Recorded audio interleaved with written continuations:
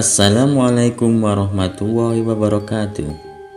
Selamat malam dan jumpa lagi di channel Serat Sejarah.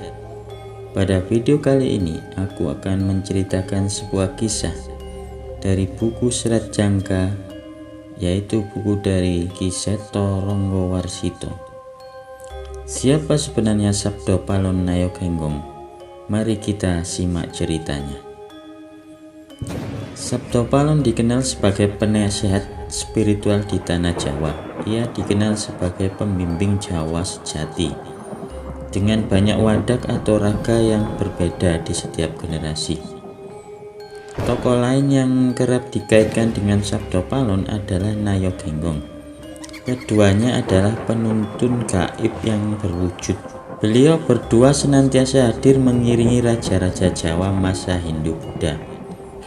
Ada riwayat yang menyebutkan Sabdo Palon dan Nayogenggong baru masyhur pada masa kepemimpinan Ratu Tribhuwana Tunggadewi. Ia tetap setia sebagai penasihat spiritual hingga kepemimpinan Raja Brawijaya V. Sebelumnya, Sabdo Palon dan Nayogenggong dikenal dengan Sapu Angin dan Sapu Jagat. Konon, Sabdo Palon dan Nayogenggong bukanlah nama asli dari sang abdi, melainkan gelar yang diberikan sesuai dengan karakter tugas yang diemban Sabdo Palon. Sabdo Palon memiliki dua makna. Sabdo berarti seseorang yang memberikan masukan atau ajaran, dan Palon yang berarti kebenaran yang menggema dalam ruang semesta.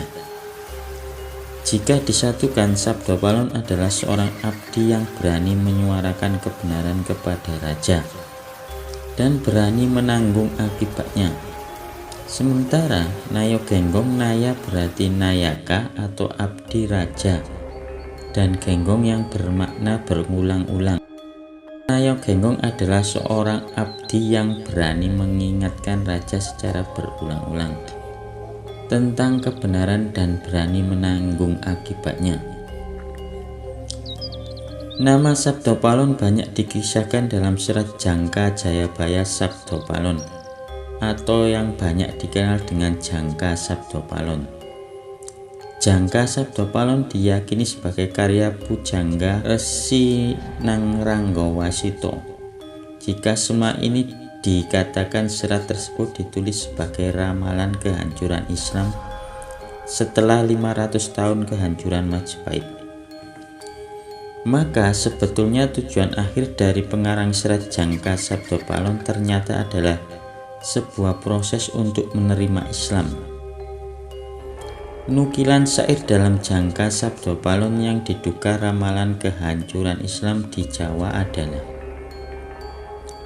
pepestene nusa tekan janji yen wus jangkep 500 warsa kepethuk jaman Islam, musna bali marang ingsun gami budi madeg sawiji.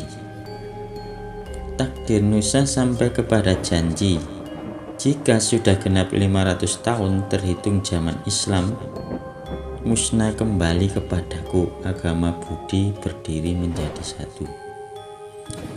Bait ini terletak di penghujung akhir Serat Jangka Sabdo Palon. Tuturan ini kemudian dikenal sebagai Sabdo Palon Nagih Janji. Sabdo Palon memberitahukan tanda-tanda sosial dan tanda-tanda alam yang akan muncul di zaman kembalinya nanti. Selain itu, ada juga tuturan dalam serat tersebut yang konon meramalkan terjadinya huru-hara akhir zaman. Begini bunyinya: miturut carita kuno, wacana jan malinui kang wus kocap aneng jangka manungsa sima sipali, dene tak kang bisa urip yekti ana syaratipun karya nulak kang bebaya. Kalisane bebaya yekti ngulatono kang winesapana kuno. Terjemahan: menurut cerita kuno dari para leluhur yang memiliki kelebihan dalam spiritual, semua cerita yang disampaikan para leluhur telah tertulis dalam kitab Jangka. Kelak umat manusia di masa depan akan lenyap separuh dari jumlah total yang menghuni bumi. Mereka yang bisa bertahan hidup harus berusaha dan bekerja untuk menjauhkan diri sendiri dari berbagai mara bahaya. Cara untuk mempertahankan diri dari prahara di masa depan adalah dengan membaca, meresapi, dan menjalankan ajaran-ajaran para leluhur. Ada juga petikan dari Jangka Sabdopalon yang konon meramalkan terjadinya letusan Gunung Semeru. Ini termuat dalam Pupuh Sinom.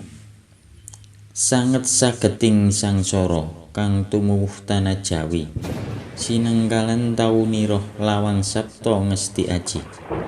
Upamina brangkali prapateng tengah-tengahipun kaline banjir bandang, jerone liya kepake jalmi, kata sirna manusa kata praloyo.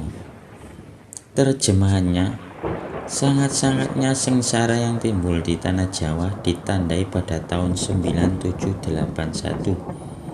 Seumpama menyeberang sungai sampai di tengah-tengahnya sungai banjir bandang. Dalamnya menenggelamkan manusia, banyak manusia mati, banyak bencana.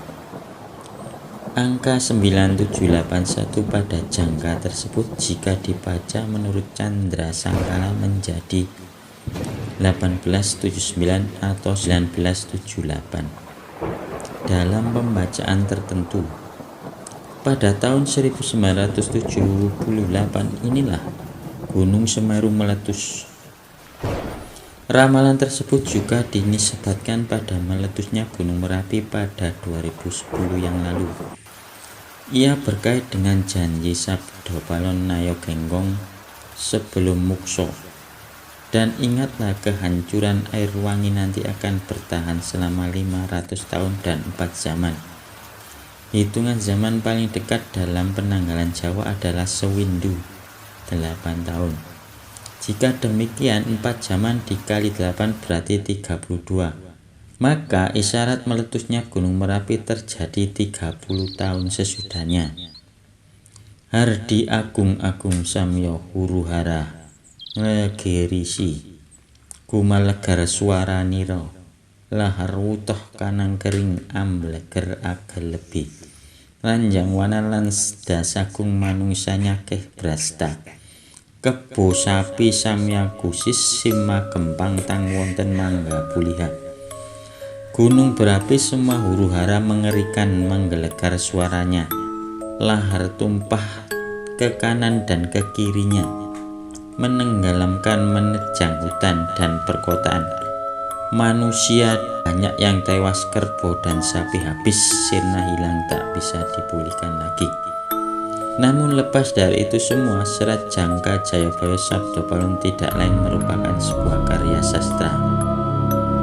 Bait-bait yang termuat di dalamnya bisa menjadi bahan refleksi kesadaran